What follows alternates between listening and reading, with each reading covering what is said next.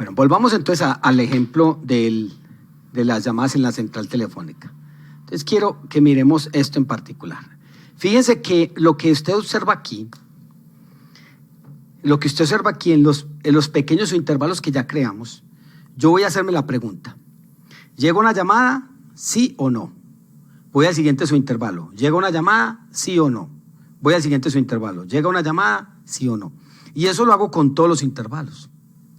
O sea que yo podría definir una variable que llame x sub i, que vale 1 si llega una llamada y 0 si no.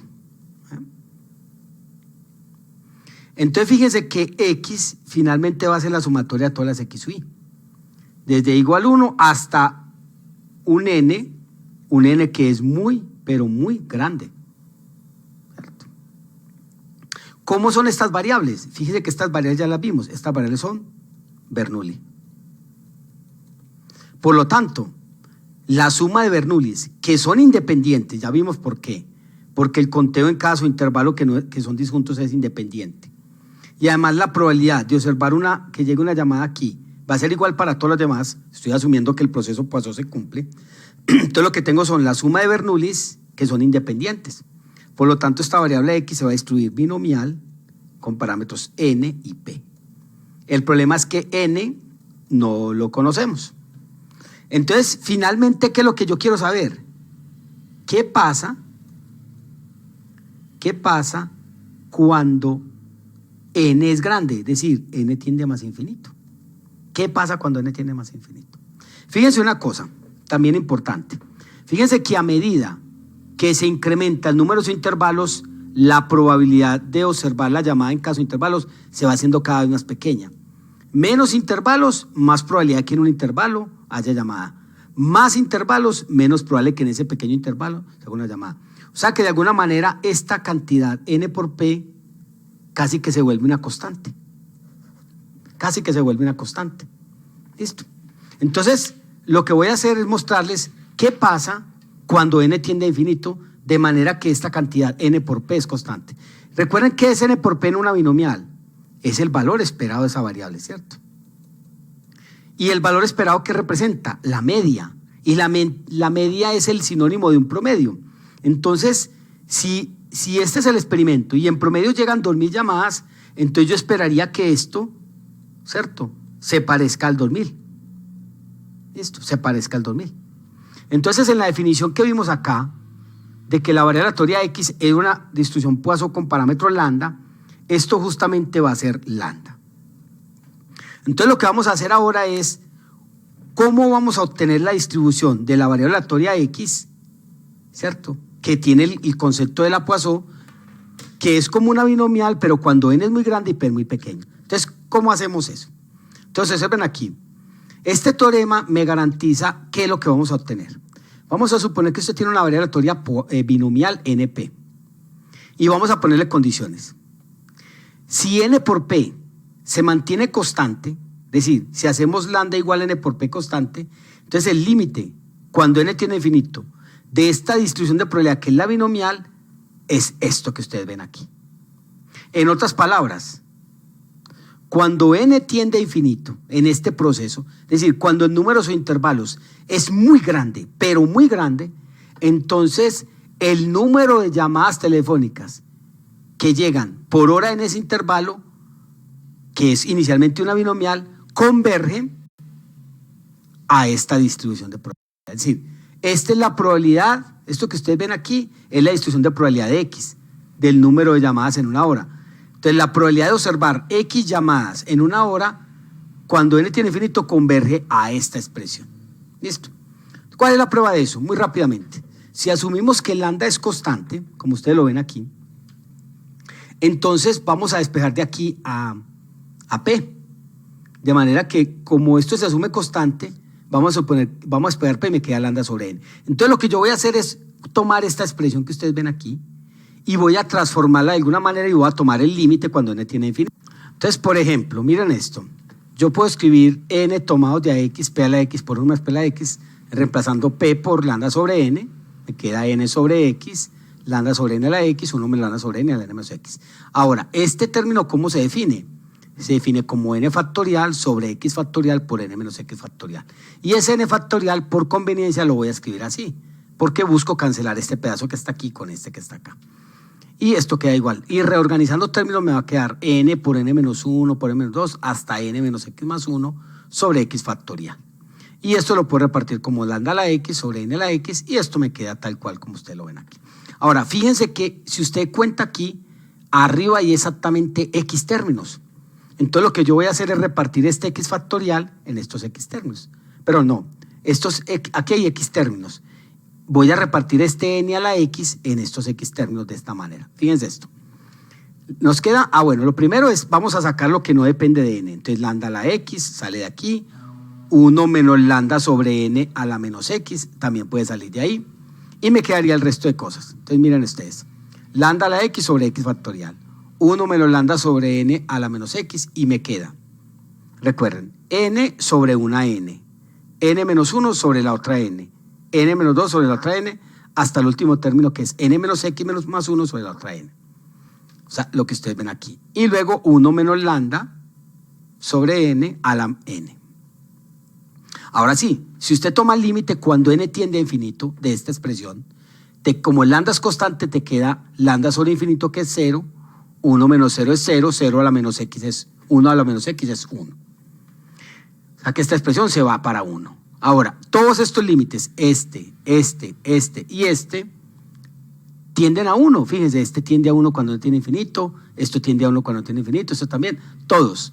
O sea que si tomo el límite de este producto, ese límite es el producto de los límites siempre y cuando cada uno existe, vale 1. Y esto ya sabemos por el cálculo qué es lo que pasa, ¿cierto? Mire, límite cuando tiene infinito, esto sale constante, queda el límite de esto, límite de esto, límite de esto.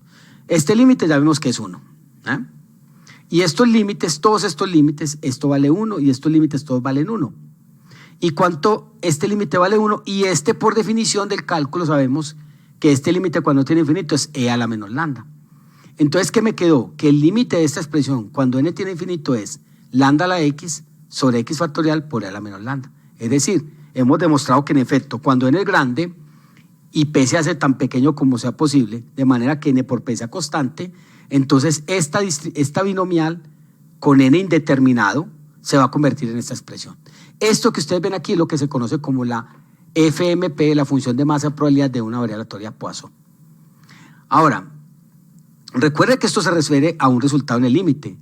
Uno esperaría una buena aproximación con un n mayor o igual que 100 y un p menor que 0.1. Es decir, yo puedo calcular las probabilidades de una binomial usando esta expresión que es de la Poisson, más o menos cuando n y p tienen estas condiciones. De aquí en adelante empieza a funcionar muy bien la aproximación. Algunos aspectos, entonces, con esto, ¿qué queda demostrado? Que en este proceso que yo les mostré, en este proceso Poisson, entonces la distribución de probabilidad que me permite modelar el número de ocurrencias por unidad de tiempo-espacio es lo que llamaremos la distribución Poisson. Esto es la distribución, es la forma de la distribución Poisson. Ahora, uno puede mostrar que la media y la varianza de la Poisson coinciden, son la misma cosa. Y aquí hay una idea para probarlo, es una idea basada en el cálculo, el desarrollo de series de potencias. Ustedes lo pueden ver aquí con más calma, yo no me voy a desgastar mucho. Sin embargo, ¿qué sería la esperanza de x? La suma de 0 a infinito de x por esta expresión, se cancela un x con este x factorial y luego hago un cambio de variable aquí, ¿cierto? Aquí hago un cambio de variable, saco cosas, hago y igual a x menos 1, entonces esta suma empieza desde y igual a hasta infinito, y donde haya x menos 1 es y, esto es y, me queda esta expresión, y justamente esto que ustedes ven aquí es 1, porque esto es una Poisson, es la forma de una Poisson. Se supone que si es una Poisson, esta suma debe ser 1, entonces 1 por lambda es lambda. Y lo mismo se podría hacer para calcular la varianza, ¿cierto? Primero, una forma, una idea, o sea, un truco para hacer eso, es mostrando que este valor esperado de x por x menos 1 es lambda cuadrado. Y si ustedes se fijan, de aquí podemos despejar la esperanza de x a la 2, que es importante para obtener la varianza. ¿Qué es la varianza de x? La esperanza de x a la 2 menos la media del cuadrado. Entonces eso lo dejo a ustedes como ejercicio para que lo reprenden. Y miren algunos gráficos de distribuciones Poisson. Fíjense que a medida que aumenta el número de eventos por unidad de tiempo, la tasa promedio por unidad de tiempo-espacio, esta distribución empieza a moverse hacia la derecha. Entre más grande sea la tasa, pues más empieza a moverse la distribución. Ahí, con lambda pequeño se empieza a acumular mucho a la izquierda y a medida que lambda empieza a aumentar, las probabilidades empiezan, la distribución empieza a alinearse y a trasladarse hacia la derecha. Vamos a ver un ejemplo rápido de esto. Vamos a suponer que a una central telefónica llegan en promedio 10 llamadas por minuto. Es parecido al ejemplo que hicimos ahorita. Me hacen varias preguntas. ¿Qué tan probable es que en el siguiente minuto lleguen al menos 2 llamadas? La otra, ¿cuál es la probabilidad de que en el siguiente minuto lleguen exactamente 15 llamadas? La C, ¿cuál es la probabilidad de tener que esperar más de un minuto para que llegue la siguiente llamada? O sea, que yo tenga que esperar más de un minuto. Eso significa que en el minuto que he estado esperando no llegaron llamadas, llegaron después del minuto. Muy bien, ¿cómo lo hacemos? Lo importante con los procesos Poisson es la definición de las variables. Hay que ser muy cuidadosos. La variable debe corresponderse con la unidad de tiempo-espacio a la cual se refiere. Entonces, la idea no es utilizar siempre la misma variable para todo. Si usted cambia la unidad de tiempo-espacio, debe cambiar la variable. Entonces, vamos a llamar inicialmente X el número de llamadas que llegan a la central por minuto. Entonces, ya vimos que ese tipo de experimento cumple las condiciones de un experimento Poisson. Por lo tanto, ya como estas unidades, el número de eventos por unidad de tiempo-espacio, en este caso es de tiempo, vamos a decir entonces que X, si asumimos que el número promedio de llamadas que llegan por minuto no cambia de minuto a minuto, entonces el experimento cumpliría con las condiciones Poisson. Y en este caso, me están diciendo que llegan en promedio 10 llamadas, ese sería lambda. Por lo tanto, X se distribuye como una Poisson con parámetro lambda igual a 10. Ya tenemos eso. ¿Eso qué significa? Que la expresión para la distribución para la función de densidad de masa de probabilidad sería E a la menos 10, 10 a la X sobre X factorial, en este caso. Muy bien, vamos a responder las preguntas. Bueno, aquí puse la PMF, es la función de masa de probabilidad. Es esta, mírenla. Ahora sí responda a las preguntas.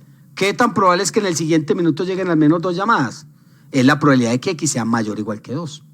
Y usted ya sabe cómo resolver eso.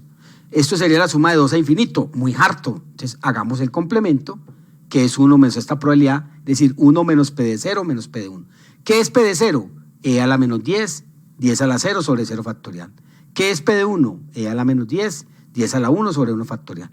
Y cuando usted lo escribe, llega a esta expresión, que es lo mismo que esta expresión, lo cual nos da un punto 99,95. Es decir, en el 99,95% de los casos llegarán al menos 2 llamadas en un minuto. Es decir, si usted coge todos los minutos, si usted reporta todas las llamadas en cada minuto, se espera que en el 99,95% de esos intervalos lleguen al menos 2 llamadas. B, la probabilidad de que lleguen exactamente 15 llamadas es P de 15. Evaluamos simplemente en 15 y nos da .0000234.